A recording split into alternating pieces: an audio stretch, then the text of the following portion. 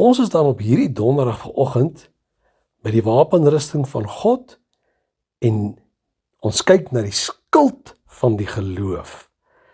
Geliefdes, Habakuk 2 vers 4 sê, die regverdige, deur sy geloof sal hy lewe.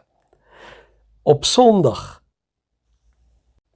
die 9de, het ek gepraat oor die woorde van Jesus, toe hy vir die melaatse gesê het, gaan, jou geloof het jou gered. In hierdie tyd, waarin kennis so baie vermeerder het, in hierdie tyd, waarin daar soveel twyfel gesaai word by mense, deur ander kerke en pastore, is dit juist die tyd, wanneer ons geloof moet anker in die woord van God.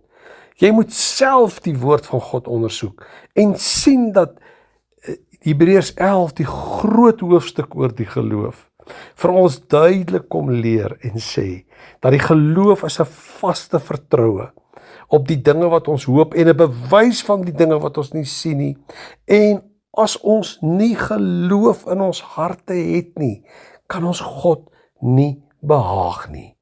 Die skild van die geloof, dit beteken eintlik, dat die skild wat ons voor ons hou, keer dat die pyle van die vyand ons tref. Dan hoor ons mos ook daar in Sagaria 2 vers 5, hoe dat die woord van die Here sê, ek sal 'n muur van vuur om julle trek, sodat die vurige pyle van die vyand julle nie sal tref nie. Wat 'n muur is om ons? Dis die skild van die geloof. Weet u, die Here vra by 'n geleentheid in die Ou Testament, wanneer hy weer terug sal kom, sal hy nog steeds die geloof hier op aarde vind. En dan sê hy ook mos in Matteus, in die laaste dae sal die liefde van die meeste verkoel. Die enigste manier waarop ek en jy staande kan bly, is om te bid en God se woord te ondersoek en 'n keuse te maak.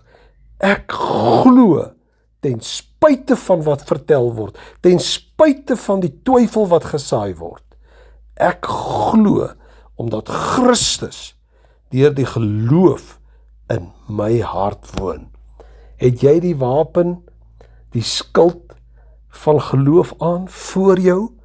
As jy dit het, kan die vurige pyle van Satan jou nie tref nie, en kan jy kragtig in die Here wees, en in die krag van sy sterkte, sonder om heen en weer geslinger te word, deur elke nuwe wind van lering. Amen.